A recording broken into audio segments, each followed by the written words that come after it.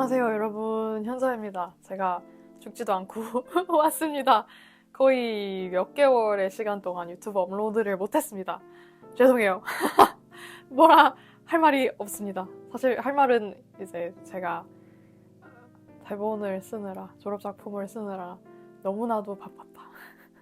그 작업을 너무나도 열심히 했다는 것이 저의 변명으로서 할 말이지만, 그럼에도 정말로 죄송합니다. 제가 자꾸 북튜브를, 유튜브를 자꾸 두고 어디론가로 떠나는데 앞으로 그러지 않겠다는 제가 보장은 할 수 없지만, 그럼에도 놓지 않고 이걸 잡고 있겠다는 그런 약속은 드리고요. 제가 그래서 사실 여름부터 11월까지 책을 한 권도 못 읽었어요. 단 한 권도. 왜냐하면 제가 쓰는 텍스트의 양이 너무 많아가지고 뭐를 읽고 싶지가 않은 거예요. 그냥 그것도 너무 지쳐서 몇 달 동안 책조차 읽지 못하고 있다가 11월 중순부터는 다시 지하철에서 밀리의 서재를 읽기 시작했습니다. 근데 제가 통학을 정말 길게 하거든요. 힘겹게 하는데 한 편도 1시간 50분, 그러니까 왕복으로 한 거의 4시간인데요. 제가 책을 못 읽었던 그 시기에는 그러니까 너무 바쁘고 지쳐가지고 지하철에서 아무것도 안 하고 그냥 이렇게 허공을 응시하고 있는 그런 진짜 광기의 형태로 지하철을 그 오랜 시간을 그냥 버티고 있었는데, 11월 중순부터 다시 정신을 차리고 음악 듣고 책을 읽고 하는 활동을 재개를 했습니다. 그래서 한 11월부터 12월 한 달하고도 2주 정도 되는 시간 동안 7권의 책을 읽었습니다. 제가 지하철에서. 그래서 오늘 영상에서는 그 7권의 책을 리뷰를 하고 추천을 하고 할 텐데요. 제가 아무래도 저조차도 되게 오랜만에 독서를 재개한 거다 보니까, 그리고 지하철에서는 솔직히 엄청나게 막 밀도가 높은 독서를 하긴 힘들잖아요. 그래서 페이지 터너 위주, 되게 읽기 쉽고 빠르고 편한 거 위주로 읽었기 때문에 뭔가 독서를 잘 안 해보셨던 분들도, 혹은 저처럼 약간 독서를 잠시 멀리했던 분들도 쉽게 독서에 다시 돌아올 수 있는 그런 책들로 읽어보았으니 한번 추천을 해드리도록 하겠습니다. 그러면은 바로 시작해보도록 할게요. 자, 그래서 제가 통학하면서 밀리의 서재를 읽은 책 그 첫 번째는 데이지 존스 앤 더 식스입니다. 좀 익숙한 형태의 이름일 겁니다. 밴드를 좋아하는 분들이라면 약간 플로렌스 앤 더 머신, 마리나 앤 더 다이아몬드처럼 프론트맨 이름을 앞에 하고 앤 더 뭐뭐라고 하는 그 익숙한 형태에서 알 수 있듯이 이 소설도 어떤 밴드 이야기를 다루고 있고요. 저희가 이제 다큐멘터리에서 픽션인 내용을 다큐멘터리 형식으로 진짜인 것처럼 보여주는 거를 페이크 다큐멘터리, 모크 다큐멘터리라고 하거든요. 저도 그런 작업을 좀 해본 적이 있고. 근데 이 책은 책이지만 그런 페이크 다큐멘터리의 형식을 띠고 있어요. 그게 무슨 말이냐 하면은 논픽션인 것처럼 그냥 실제 존재하는 밴드 멤버를 인터뷰한 그 어떤 회고록? 인터뷰집을 낸 것처럼 하면서 사실 내용이 다 픽션인 거죠. 그러니까 되게 진짜 얘기인 척하는 소설입니다. 그래서 이거를 읽고 실제로 뭔가 이게 픽션이 아니라 진짜 존재하는 밴드인 줄 알고 착각했다는 독자분들도 좀 계시더라고요. 그래서 이 데이지 존스 앤 더 식스가 뭐 하는 밴드냐면 1970년대에 완전 미국을 강타하고 빌보드에 오르락 내리락 하던 그런 전설적인 밴드인데, 어느 날 어떤 한 공연을 하고 호련히 해체를 하고 사라졌어요. 그래서 도대체 어떤 일이 있었는가 하는 것을 이 과거의 밴드 멤버들, 지금은 약간 다 중년, 장년이 된 밴드 멤버들을 인터뷰하면서 그 해체의 전말을 알아나가는 그런 형태의 줄거리입니다. 저는 사실 밴드를 엄청 좋아해요. 그리고 제가 비틀즈 덕질을 되게 깊게 했었단 말이에요. 그래서 그걸 압니다. 이 음악적 재능이 뛰어나고 에고가 센 사람들끼리 이렇게 싸우면서 밴드하고 서로의 그 애정과 증오가 다 얽혀있고 별 얘기 다 있고 하는 그 얘기가 얼마나 재밌는지 알아요. 왜냐면 저는 그 비틀즈의 실화를 덕질을 했었기 때문에. 그래서 이 데이지 존스 앤 더 식스도 이렇게 음악가들이 하는 불화와 사랑과 이 음악 제작 과정에서의 그 천재들의 그 노고와 이런 거를 잘 다룬 이야기이고, 저로서는 원래 그런 밴드 서사를 되게 좋아하기 때문에 되게 재밌게 읽었습니다. 사실 저도 밴드 이야기로 쓰고 싶은 소설이 있어요. 몇 년 동안 가지고 있던 아이디어고, 저는 사실 평범한 밴드 얘기가 아니라, 스포일러를 하면 안 돼서 아무튼 평범한 밴드 얘기가 아닌데, 저 같은 경우에는 사실 지금 당장 작업을 해야 되는 대본이랑 또 다른 소설이 있어서 그걸 먼저 하고 나서 그걸 쓰려면은 한 2년 뒤에나 시작할 수 있을 것 같은 작업인데요. 뭐 하여튼 간에 그래서 이 소설을 더 흥미롭게 읽었는데, 왜냐하면 여기서 그냥 단순히 친구들 얘기가 아니잖아요. 음악이라는 요소가 굉장히 중요하게 들어가는 소설이고, 그렇다 보니까 뭐 어떤 한 멤버가 작곡하다가 다른 멤버가 붙어서 같이 작곡을 했는데 그러면서 장르가 어떻게 바뀌었고 뭐 멜로디 진행이 어떻게 됐고 하는 얘기가 나오는 게 되게 흥미롭고 재밌고, 그러니까 문학이라는 게 글로 이루어진 예술 작품이지만 그러면서도 계속 청각적으로 상상을 할 수가 있었고, 그러면서 저도 쓰고 싶은 밴드 소설이 있기에 그런 부분이 굉장히 참고가 되었다고 해야 될까요? 좀 더 그 의지가 더 불타오르게 되는 계기가 되었고요. 제가 인생책 추천에서 내일 또 내일 또 내일을 언급을 했잖아요. 근데 그 소설이 잘 맞으셨던 분이라면은 데이지 존스 앤 더 식스도 좀 잘 맞을 것 같아요. 그다음에 제가 몇 달 동안 독서를 놨다가 데이지 존스 앤 더 식스로 다시 복귀를 한 거잖아요. 그랬을 때 얘는 그냥 완전히 모든 책의 처음부터 끝까지 다 그냥 인터뷰로 되어 있어요. 그냥 구술한 내용을 읽는 거기 때문에 그냥 줄글로 쭉 이루어진 소설보다 훨씬 읽기가 수월했다는 그런 생각이 들었고, 그래서 읽기 굉장히 쉬울 것 같습니다. 다른 분들도. 한 가지 아쉬운 점은 저라면은 이런 페이크 다큐멘터리 형태, 그러니까 사실 다 지어낸 내용인데 마치 진짜 존재했던 밴드에 대해서 쓴 것처럼 하는 그런 형태로 이왕 할 거면은 그럼 공연 실황을 녹화한 거에 어떤 스크립트를 중간에 삽입을 한다던가, 그러니까 뭔가 그 사용할 수 있는 사료의 종류가 되게 많잖아요. 그렇게 진짜인 척 하려는. 근데 그냥 생 인터뷰집으로만 승인했다. 논픽션인 척하는 그거를 하려면 인터뷰 말고도 쓸 수 있는 사료가 얼마나 많은데 왜 인터뷰만 했지? 하는 그 아쉬움이 좀 있었습니다. 그러나 정말 재밌게 읽었고 오랜만에 독서 경험을 재개하기에 딱 좋은 책이었기 때문에 추천을 합니다. 두 번째로 읽은 책은 활자 잔혹극입니다. 루스 랜들의 활자 잔혹극이고요. 이거는 추리소설인데 처음에 누가 죽이고 왜 죽이는지 이유를 다 말해요. 유니스가 무슨 커버데일 일가를 살해한 이유는 읽을 줄도 쓸 줄도 몰랐기 때문이다 라고, 누가 누굴 죽였고 살해 동기가 뭔가까지 첫 문장에 나와요. 그게 정말 흥미로웠고요. 저는 정말 재밌게 읽었어요. 미리 약간 스포를 하자면은 제가 지금 이거 빼고 나머지 책들이 다 추리소설이거든요. 지금 처음에 읽은 데이지 존스 앤 더 식스 빼고 나머지 6권을 다 추리소설로만 읽었어요. 왜냐면 그러면 지하철에서 시간이 빨리 가니까. 근데 그 중에서 활자 잔혹극이 저는 가장 좋았습니다. 그래서 이 내용이 딱 그겁니다. 굉장히 어떤 교양이 넘치는 집안인 커버데일 일가가 유니스라는 여자를 가정부로 고용을 하는데, 이 여자는 문맹이에요. 글을 읽을 줄도 모르고 쓸 줄도 모르고 그거를 굉장히 숨기고 싶어 합니다. 그걸 어떻게든 들키지 않으려고 노력을 합니다. 그러나 이제 그게 쉽지 않죠. 이 과정이 쉽지 않은데, 그래서 지금 이런 환경 세팅에서 도대체 어떻게 그런 극한의 결말까지 다다르는가를 독자로서 지켜보게 되는데요. 일가족을 살해하는 그런 극악무도한 짓까지 다다른 이 범죄자가 도대체 어떤 과정과 어떤 맥락으로 뒤틀렸는가 하는 부분을 굉장히 잘 다뤘어요. 그 과정과 맥락을 굉장히 잘 짚은 소설이라고 생각해서 어떤 단순한 추리소설의 기능만 하는 게 아니라 좀 어떤 사회소설의 역할도 좀 하는 것 같다고 느꼈습니다. 그리고 제가 이 소설에 대해서 아무런 정보 없이 읽었거든요. 그래서 읽으면서 최근에 쓰여진 소설인 줄 알았어요. 몇 년 전에 쓰여진 소설인 줄 알았는데 배경이 한 1970년대인 것 같아서 뭔가 되게 옛날 배경으로 설정을 해놓고 그 연도를 명시를 안 하시네? 라고 생각을 했었는데, 알고 보니까 이게 소설 자체가 1970년대에 출간된 소설이더라고요. 그러니까 그 당시를 배경으로 했으니까 당연히 굳이 연도를 언급을 안 했던 거였고, 그러니까 그 정도로 그런 몇십 년간의 시대 차이가 느껴지지 않는 그런 서술이었고요. 그리고 제가 정말 이걸 아무 정보 없이 읽어서 작가도 누군지 잘 몰랐는데 읽으면서 약간 여자 작가가 쓴 것 같다는 생각을 했거든요. 괄호치고 포지티브. 그런 긍정적인 뜻으로 여자 작가가 쓴 것 같다고 생각했는데 진짜 맞았어요. 여자 작가님이더라고요. 그래서 뭔가 이 작가님의 다른 소설도 좀 읽고 싶어지면서 굉장히 재밌게 읽었던 그런 소설입니다.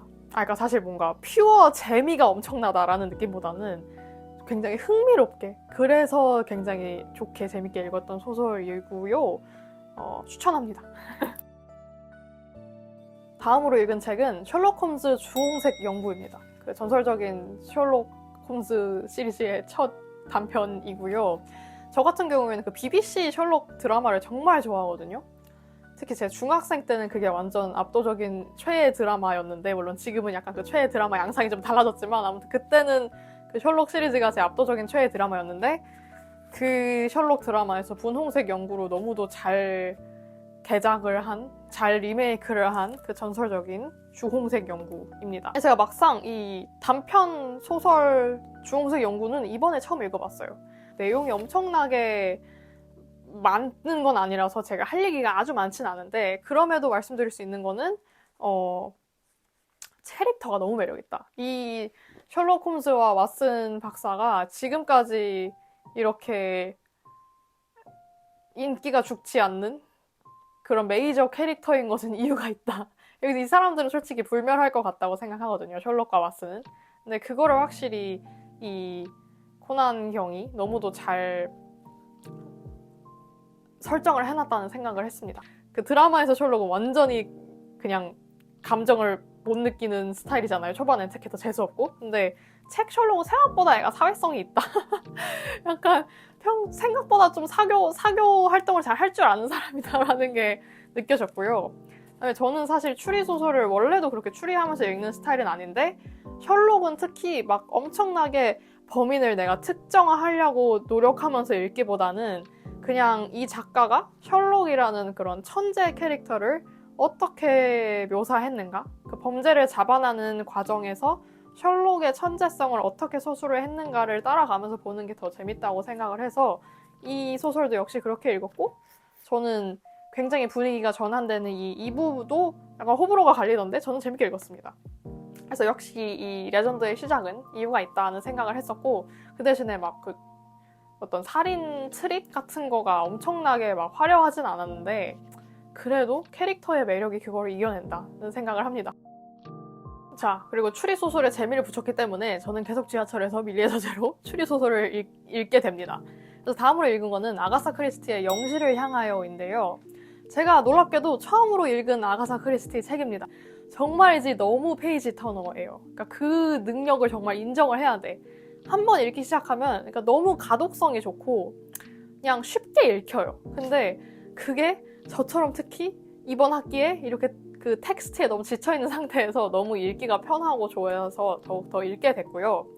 이 영시를 향하여의 경우는 이제 어떤 별장에 어떤 남자랑 그 남자의 전 와이프랑 현 와이프랑 또 관련된 가족과 사람들이 모이게 되는데, 이제 거기서 살인이 일어나는 그런 약간 사랑도 얽혀있고 살인도 얽혀있는 그런 내용의 책입니다. 근데 사실 이 영시를 향하여라는 제목에 담긴 기획 의도가 막상 소설을 읽으면서는 그렇게 느껴지지 않았어요. 그 기획 의도를 읽어야 보이는 거지, 그걸 안 보고 읽었더라면 왜 이게 영시를 향하여인지가 그렇게까지 직관적으로 들어오진 않았던 것 같아요. 근데 그냥 그게 중요하진 않죠. 제목을 왜 그렇게 지었는지는 크게 중요하지 않고 내용 자체는 굉장히 재밌었습니다. 그래서 제가 아까 셜록 얘기하면서도 말했듯이 저는 추리소설에서 그렇게까지 막 추리하려는 노력을 하는 편은 아니기 때문에 이번에도 그냥 이 사건을 그냥 따라가면서 뭔가 반전이 나오면 그래? 하고 또 반전이 또 나오면 어머 하면서 읽었는데요. 얘 같은 경우에도 뭔가 반전이 한 번 있고 또 트위스트가 있고 이런 게 확실히 너무 배치가 잘 돼 있어요. 이 책이 구조적으로 너무 그 사건의 배치랑 그 반전의 타이밍 같은 게 너무 설계가 잘 돼 있다고 느꼈고, 굉장히 페이지가 빨리 넘어가는 스타일의 책이기 때문에 독서를 멀리 하다가 이렇게 복귀하면서 읽기에 굉장히 좋은 선택이었습니다. 자, 그래서 또 아가사 크리스티 책을 읽었는데요. 그리고 아무도 없었다를 읽었습니다. And Then There Was None을 읽었고요. 아가사 크리스티의 완전 대표작이죠. 근데 제가 사실 다른 대표작들인 그 오리엔트 특급 살인이랑 에크로이드 살인 사건, 이거는 결말을 대충 알아요. 이 둘이 되게 결말 반전이 센 작품이잖아요. 근데 그거를 대충 뭐 다른 책 읽거나 뭐 영화 보거나 뭐 누구랑 얘기하다가 알아버렸어요. 그 중요 결말들을. 그래서 그 두 개는 못 읽었고, 제가 크리스티 대표작 중에서 거의 유일하게 어떻게 되는지 모르는 그리고 아무도 없었다를 읽었는데요. 확실히 또 유명한 이유가 있다 이렇게 생각을 했습니다. 이게 어떤 내용이냐면은 약간 서로 잘 모르는 사람들, 그러니까 서로 크게 관계없는 어떤 사람들이 다 각자의 다른 이유로 어떤 섬에 초대가 돼요.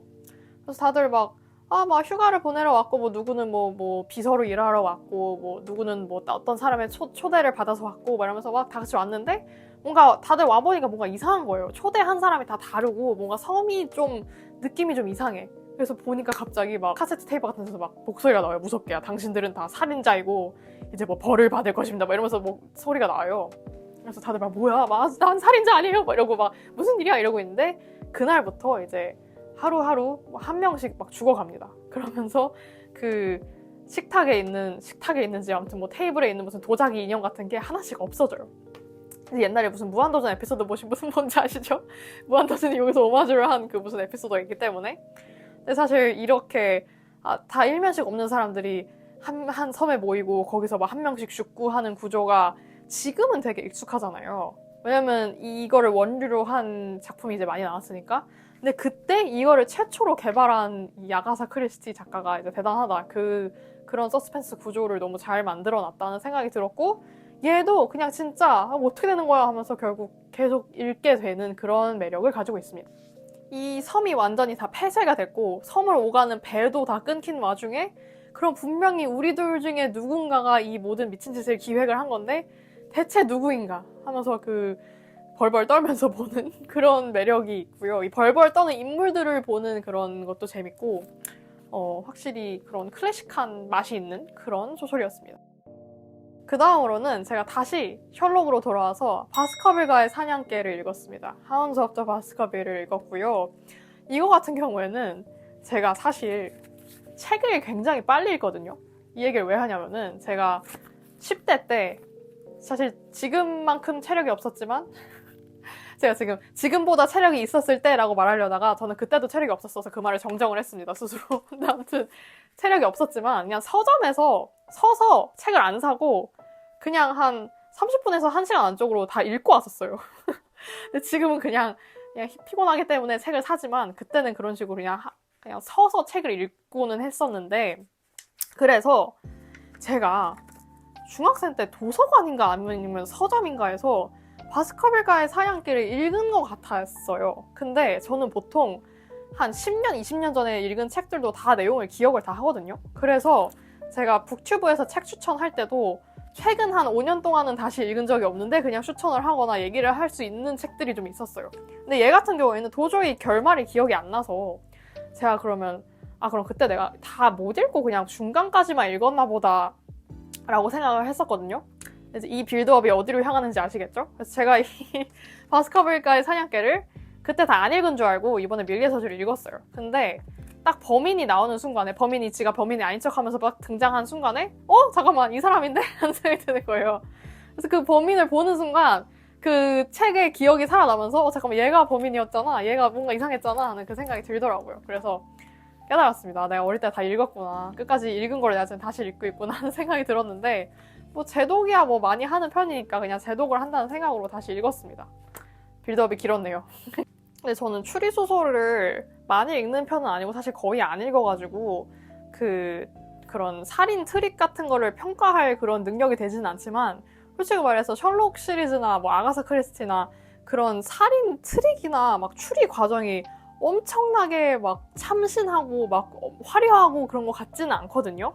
그런데도 이들이 어떤 불멸의 명작이 된 이유는 캐릭터가 너무 매력이 있어서인 것 같아요. 그래서 이번에 바스커빌과의 사냥개를 읽으면서도 왓슨도 물론 매력있지만 셜록 캐릭터가 너무 매력있어요. 이 책은 사실 왓슨의 시점에서 거의 진행이 되는데 그 어느 순간 셜록이 나타나는 그 순간 셜록이 하는 짓이나 행동이나 하는 말이나 이런 게 너무 매력있어요. 그래서 역시 이렇게 오랫동안 사랑받는 캐릭터는 이유가 있구나 하면서 약간 또 공부하는 측면에서 좀 깨달음도 얻었었고, 재밌게 읽었습니다. 그리고 이것도 되게 빨리 읽을 수 있는 소설이에요. 그래서 제가 아마 옛날에 중학생 때 서점인가 도서관인가 어디선가 서서 끝까지 읽지 않았나 하는 생각이 들었고, 이것도 지하철에서 좀 시간을 빨리 가게 할 수 있는 그런 소설이라고 생각이 합니다. 자, 그래서 제가 이번 학기에 통학하면서 읽은 마지막 책은 아가사 크리스티의 비뚤어진 집입니다. 근데 제가 그 외국 북튜브를 꽤 많이 보거든요. 근데 영상에서 아가사 크리스티 얘기를 한 영상의 댓글에서 어떤 사람이 이 비뚤어진 집이 다른 아가사 크리스티 작품이랑 느낌이 되게 다르다. 다른 작품에 비해서 그렇게 막 알려진 유명한 작품은 아닌데 자기는 그래서 이게 좋다라는 댓글을 어디서 읽었어요. 그래서 그게 한창 궁금했었는데 마침 또 밀리의 서재에 이것들이 있으니까 한번 읽어봤습니다. 그리고 사실 지금 저도 아가사 크리스티를 다 읽은 건 아니고 이번 영상에서 말한 책들만 읽었지만 느낌이 좀 다르다고 한 게 무슨 말인지는 알겠어요. 이제 뭐냐면은 어떤 대가족에서 완전히 그 가족을 지키는 그런 뭐랄까요, 가주의 역할을 하던, 그러니까 사실 시대 배경이 옛날은 아닌데 사실상 그런 가주의 느낌, 그런 집안의 대들보 느낌을 하던 할아버지가 독살을 당한 거예요. 그래서 가족의 구성원 중에 누가 대체 이 살인마인가 하는 그런 그런 추리를 하는 작품인데요. 이 제목이 비뚤어진 집이잖아요. 근데 이 집이 정말 비뚤어져 있어요. 완전히 비뚤어져 있어. 그러니까 이 대가족이 서로한테 굉장히 얽혀 있는 형태예요. 서로를 끌어안고 사는 형태, 그러니까 못 빠져나가게 끌어안고 있는 형태의 그런 가족이고, 그렇다면 필연적으로 병들 수밖에 없다고 생각을 하거든요. 근데 정말 병들어 있고요. 저 같은 경우에 어떤 그런 전통적 가족상의 해체를 주장하는 사람이거든요. 그러니까 혈연이 아니어도 가족이 될 수 있고 혈연이어도 가족이 아닐 수 있다고 생각을 하는 사람이라서 그런 전통적인 가족 사랑 이런 걸 별로 감흥이 없는 사람인데, 아무튼 이 가족 같은 경우에 그 전통적 그런 가족의 형태를 지키려고 너무 끌어안고 사느라 좀 망가진 그런 가족 구성원들을 볼 수 있어요. 이 책을 보면은. 그래서 제가 사실 아까 활자 잔혹극 얘기하면서 추리소설의 기능만 하는 게 아니라 약간 사회소설의 기능도 한다고 말하면서 그 책이 되게 좋았다고 했잖아요. 근데 이 비뚤어진 집 같은 경우에도 약간 추리소설의 어떤 면모보다는 이런